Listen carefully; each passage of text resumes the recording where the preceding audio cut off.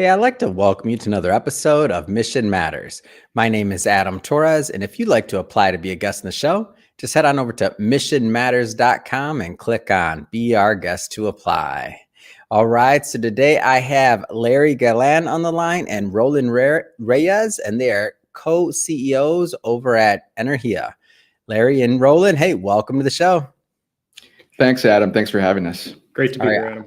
I don't know if I like your setup being so good over there. I feel like I'm on your show over there right now, guys. Come on. It's a good setup. Thanks. We just pulled this together within the past week, so it all came together at the right time. Well, I couldn't tell. Well, we got a lot to talk about today. So we're going to talk about, of course, Energia. We're going to talk about democratizing investing in the energy space. Before we get into all that, we'll start this episode, as we start them all, with what we like to call our Mission Matters Minute. So Larry and Rollyn, we at Mission Matters, we amplify stories for business owners, entrepreneurs, and executives. That's what we do. What mission matters to you? Yeah, thanks again, Adam, for having us. So at Energia, our mission is to democratize energy investing by making it easier for investors to add direct asset level energy exposure to their portfolios. We believe that energy as an asset class is one of the greatest ways to diversify portfolios and hedge against global uncertainty and inflation. And so we've made it our mission to give more people more opportunities to add energy to their portfolios. And so this, vision, this is what excited me in 2019 when I joined, the team as employee number one. And frankly, this is, the same vision that excites me today and helps me get up in the morning. So thanks for having us on again. So give me a little bit of the background here. Like, why energy? Like, what attracted you to the space? Yeah, so for myself, I've been in the energy industry for over 10 years. So prior to Energia, I began my career with Halliburton. So they have an analytics division called Landmark, and I was a consultant with them for a number of years. I've worked with many different energy companies to try to figure out how to use technology and software to make better decisions. And I did that for a few years. I joined Chevron previously to joining Energia. And I was there for about 5 years. Again, very data focused, analytics focused. But with that job, I was focused on offshore Gulf of Mexico. And so, energy, frankly, improves quality of life for really the entire world. And so I think that's kind of what excites me about the space. And frankly, having the opportunity to combine my experience with energy and then now saying, hey, let's use technology in a new way to enable a new type of market. Frankly, that is what excites me about what we're building at Energia. I would echo, Adam, exactly what Rollyn just said.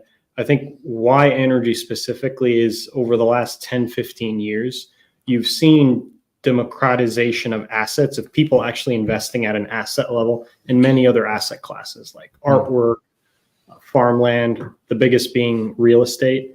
No one's really done it in energy. And I think energy as an asset class lends itself to that assetization more so than many other asset classes, because returns are oftentimes driven by pure cash flows, as opposed to, let's say, exit multiple uncertainties that you might find in, let's say, real estate or art or wine, for example. Yeah.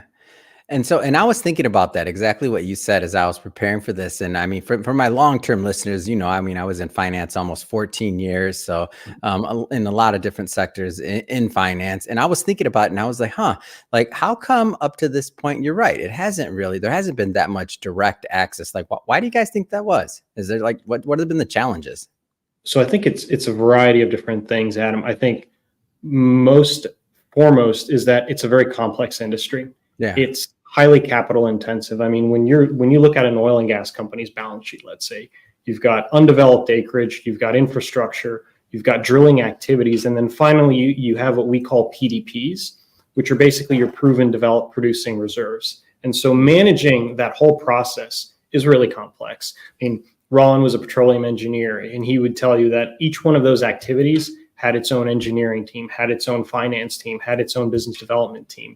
And so what we're trying to do is basically eliminate that complexity, focus on truly what's important, in this case, cash flow. So get rid of some of these capital intensive parts within oil and gas that historically have made it very challenging to invest in, and just give access to cash flow for years. Rollyn, let me know if I... Yeah, and one kind of quick thing I'll add to Larry's point as well, right? Like why do this for energy? As we've talked to ultra high net worth individuals, family offices, what's interesting is we found that, those folks that have, frankly, access to any asset class they want to, think of getting exposure to energy as an asset class. Because it's so difficult to do that, they themselves had to resort to setting up their own energy companies. I mean, that's how, hard it is. That's how high the barriers to entry are to this asset class. And so, really it comes down to, can we come up with a way to, structure it or to use technology to enable you to not have to do that, right? Because not everyone has the ability to, set up an entire company just to gain exposure to an asset class. Yeah. Right. Yeah, for sure. Especially for the everyday investor or even the accredited investor, right? Like the barrier of entry for that versus setting up your own company. I mean, that's miles apart. So, exactly. what have been some of maybe the traditional ways that people have gotten some exposure to it? Maybe like ETFs or something. I don't know, mutual funds. Like what have been the traditional ones versus now? So I think the most common ways I differentiate, there's different types of exposure, right? Yeah. If you want pure play commodity price exposure, a lot of people look at futures, which frankly, not that many people just use because you've got margin requirements, you've got ongoing cash requirements. There's commodity-based ETNs, for example, where there's an underlying fund that invests in oil and gas futures. The problem with that is it typically rolls to the next contract month. And if you actually look at the performance of these assets, they've been around for maybe 15 years. They've basically dropped like a rock. I mean, they started in like the mid and late 2010s, but their performance has been really poor because of the fact that you're constantly paying that roll on the futures. Another way is private equity, but private equity, it's pretty opaque market. There's high transaction costs. There's the 2 and 20 model. There's a 7-year lockup period. Oftentimes you don't quite know what the fund is investing in. And then there's leverage on top of that. So there are a variety of different ways to invest in the sector, but in our mind, actually accessing the asset level cash flow basically gets rid of a lot of these other problems that I've just discussed. Yeah. And then another point I'll add to as well, right? Like it's easy to think, hey, if I want exposure to energy, why don't I just buy, let's say, either an ETF with a bunch of energy company stocks or even individual energy company stocks, which often have, let's say, relatively high dividend yields. Why don't I just do that? But if you actually look at the economics of that, what's interesting is that, the assets themselves that these energy companies hold on their balance sheet, they produce much higher returns relative to the returns that they've given back to investors as an equity holder of those companies. And so because there's that dislocation, we think that by providing an asset level solution to investors, that it's a superior way to have that hedge, that natural hedge from an energy investment on your portfolio. Yeah. So I think we've done a good job of just kind of setting the table around like what's out there now. Let's get further into Energia. So tell us exactly like how it works. Yeah. So really there's kind of 2 ways to work with or get exposure to a product that Energia has on our platform. So the first way is we are working with a broker dealer partner of ours. And so with that team is out there talking to registered investment advisors and broker dealers, wealth management, and really trying to find investors that have those existing relationships to get, this type of new product to their shelf, so to speak. And so we have a team that we're building out now, and we have one agreement for the first fund right now that we should close within the next few months here, which is in the works. And then secondly, congrats. Hold on. First off, wait, I got to stop for there. Say congrats. We're a lot of entrepreneurs and business owners that watch this show, man. Every rung. Congrats. Go ahead. Thank you so much. It's a journey for sure. Thanks, Adam. And really the second way is for folks to be able to go online, go to energia.com, create an account with us online, and then transact directly on the energia.com platform. And so, we think that different investors will have different preferences, and we've seen the same exact thing in, different asset classes, like Larry was mentioning, for real estate, for fine artwork. And we think for energy investing, it'll work the exact same way. Yeah. And talk to me a little bit about the user journey and interface. Like, is this easy to use? When we say platform, sometimes people, especially they're driving in their car right now, they're like, a platform. Like, talk to me about like what it like what's in the interface like. Is it easy to use? That's a really great question, Adam. We've spent a lot of months actually trying to improve the user journey. We've actually hired one of Yield Street's former head of marketing to make sure from everything from how many screens a user has to go through, to the accreditation process, to the amount of information transparency that they have. We've really spent many hours and many different iterations trying to streamline that process to really make it to the point where someone can review an offering as long as they have full understanding and full transparency into what's going on. They can transact in a matter of minutes. Right. There's a number of steps that we go through that we've fully automated: KYC, AML, investor accreditation. And we've really focused on the user experience and their journey to make sure that the process isn't just financially rewarding for them, but it's fun as well. And that it doesn't create friction points from their perspective when transacting. And one more thing I'll add as well, right? I mean, what we've learned, throughout this process is a lot of times when people think of alternative investments, energy for a lot of people is not the first thing they think of. And so, that knowledge gap or bridging that knowledge gap is one of the things, one of the challenges that we face. But frankly, we also think it's an opportunity in the sense of, what we've done to address that is to have a whole section on our website. It's our Learn section on the energia.com website to teach people, how does energy investing actually work? Like, what should you look for when you're considering adding energy exposure to your portfolio, right? What are the pros and cons to adding energy exposure to your portfolio? And so we have a whole dedicated page on our website to help people learn more about the asset class. Man, Rollyn, you taking my questions over there? Who gave you my questions? I was just about to ask you about the education. I actually do want to go further into that one. You're reading my mind over here. Are these is the education organized in kind of like micro learnings where they're short? Is it blogs? Is it like, especially for the people that haven't maybe invested in energy and gas? Like, how does it feel? So we're doing a variety of different formats, partly because the topic of energy is just so vast. Right. Yeah. And you could write a white paper, but no one wants to read a 25-page white paper on forecasting decline curves in oil and gas. And so we've tried to make it interactive, insightful, but really meet whatever the content is to find the medium by which to transport the information. So we use a lot of videos. We're writing blog articles. We're referencing other local newspaper articles or media outlets that have discussed various topics to really try to create the process and make it as simple as possible for people and as educational. I always like to try to sneak in a pay it forward question in here. So this is where I'm going to sneak it in. Speak to the other, and we'll take a little detour. Speak to the other entrepreneurs maybe out there, or the other startups. Like, why did you find it was important to create content around education for your users and for on Energia? Like, why did you make that decision? Yeah. So, one thing that comes to mind for me personally, Adam, so, you could make the best product out there, and it doesn't matter in what industry, but if no one knows about it, then it's really hard to succeed as an entrepreneur. Right. And so, what do you mean they don't just run? I mean, it's you. Come on. It's Larry and Rollyn. Everybody's not supposed to just go. It's your idea.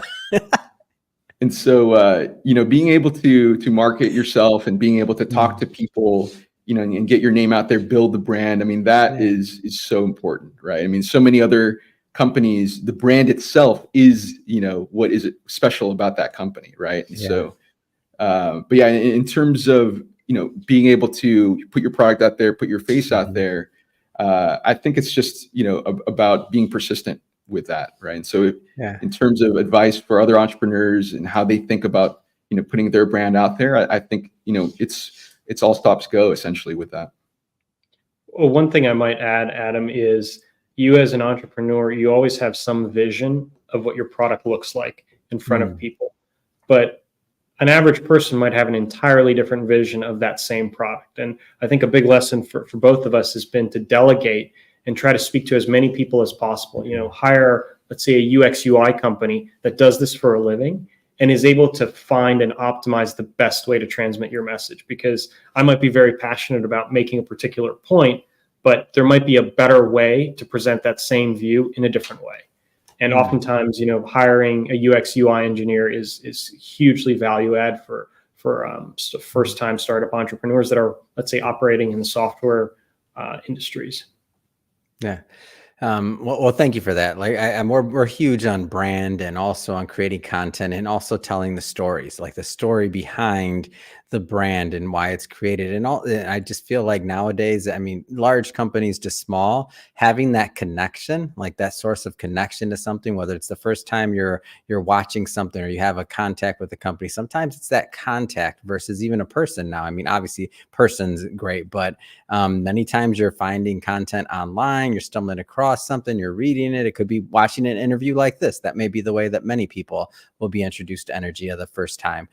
So thanks for that, guys. Just wanted to see what your insight was on that. Okay, now circling back to the regular scheduled interview, you started with, and I know you're very focused on oil and gas, but we're talking about energy overall. Is your vision for the platform ever going to expand outside of that, or like what's your thoughts on that? Yeah, so that's a good question, Adam. And the way I think of it, right, and really the longer term vision of Energia is not just an oil and gas investing platform. It truly is an energy investing platform. And so, and as we think of, let's say traditional oil and gas assets, as well as, the renewable energy assets, one of the interesting things that's going on right now in terms of, the current market dynamic is if you look at the underlying economics of the assets, the traditional oil and gas assets typically have, a much better economics. And so really that's the trick, right? I mean, that's the reason why, at least to date, a lot of the incentivization for renewables has had to be from governments, right? And so as we've thought about building this energy marketplace, one thing we've realized is that by building Energia, we think that this could be a free market solution to financing future renewable energy projects, right? Wow. And so if we could, build liquidity in the market by pulling in that liquidity that's interested in the, attractive returns from traditional oil and gas, and then now we could start, mixing assets together, let's say within one fund to have, let's say, a carbon neutral fund that has higher returns than just purely renewables, then that's one way to, bootstrap the renewable energy market essentially.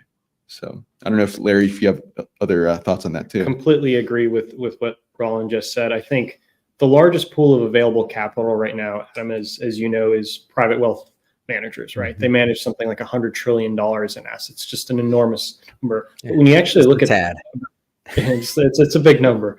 But when you actually look about how many of them actually have energy exposure, it's super, super small, single digits.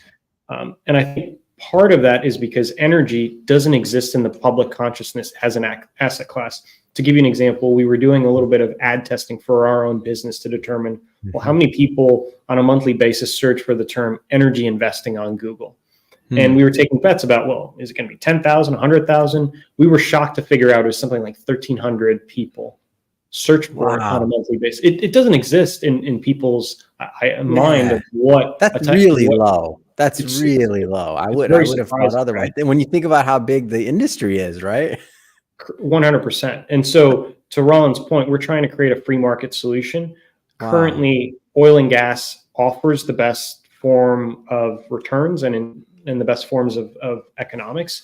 But the longer term vision is to use our platform to bring advisors, to bring direct investors, to do all forms of energy, if you will, not just traditional forms, but the forms of energy that we will need to get to, let's say, net zero by 2050. What's funny, Adam, is, as we talk to different people about what we're doing at Energia, a lot of people I talk to, what they tell me is like, oh, I fully believe in the renewable energy future, just as we do. And everyone wants to get involved, yet, the level of investment, frankly, needs to increase in order to really meet that future demand, right? And so, of course, part of that solution has to be, certain government regulation aspect of it. But we believe really if you can unleash the free market on this, that this could be a huge opportunity. Yeah. Does community play a role in this at all? I mean, we hear a lot about from companies about talking about building, especially investment platforms. Another thing about like building communities around that. Whether it's, of course, we talk about the education piece, but I'm just wondering if that conversation's had, internally at Energia.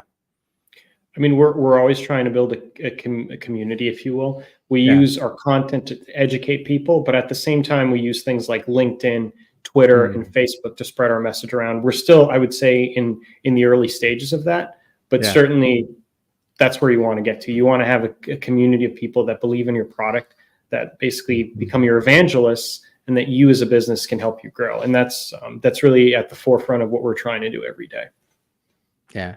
Yeah, I see that, and I can even envision that. So when you think about your marketplace and everything else, and when you think about the that your vision long term, right, of the marketplace and what you want to accomplish around renewable energy, just in general investments, I'm like, man, I can visualize the community already. I'm like, whoa, events and different like seminars, and we got to get the conference one day, and all the other things like getting people together to discuss this, and the thought leadership pieces, and really educating them, because I'm like, now that you educated me that there's only like 1,300 searches, I'm gonna have to you back on another year. You guys need to work on getting that community up, because we got to at least get that search up from 1,300, guys.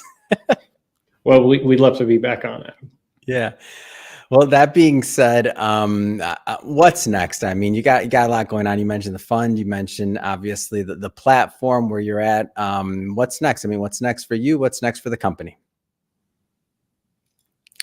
Yeah, I mean, as we were talking about, Adam, right now our kind of short-term goal is to, of course, finish and close this first fund that we're a few months away from.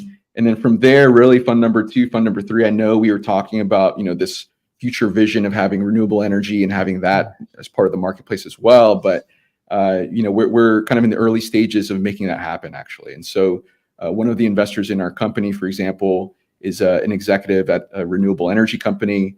And as we showed him how we, are using technology to quantify and evaluate assets, right? Quantify the risk of these assets. Essentially, what he has told us is, look, everything you guys are building there at Energia could one-to-one be applied to the renewable space. And so, he thinks that he has a backlog of projects that we could host on the Energia platform pretty soon as well. And so that's really, in terms of outlook for this year, is, close that first fund and then think through, hey, what assets can we then host on the Energia platform after that? So. Well, that being said, guys, it's been great having you on. I'm excited to continue to watch the Energia story unfold, to continue to watch the platform build. If somebody's watching this and they want to follow up and they want to learn more, how do they do that? Yeah, the best way to learn more about us is to go to energia.com. Alternatively, we're pretty active mostly on LinkedIn as well. And so you can, find the Energia page on LinkedIn, or you could find Larry and myself as well. Feel free to message us. We'd love to chat with anyone who's interested. So thanks again, Adam. Fantastic. Well, hey, appreciate you guys coming on today. And thank you, as always, to the audience for tuning in. If this is your first time with Mission Matters and you haven't hit that subscribe or that follow button, definitely do that. This is a daily show. We're bringing you new content each and every day, and we want to make sure that you don't miss a thing. Larry, Rollyn, again, thank you so much for coming on. It's been a pleasure working with you both. Thank you, Adam. Thanks, Adam. Have a good one.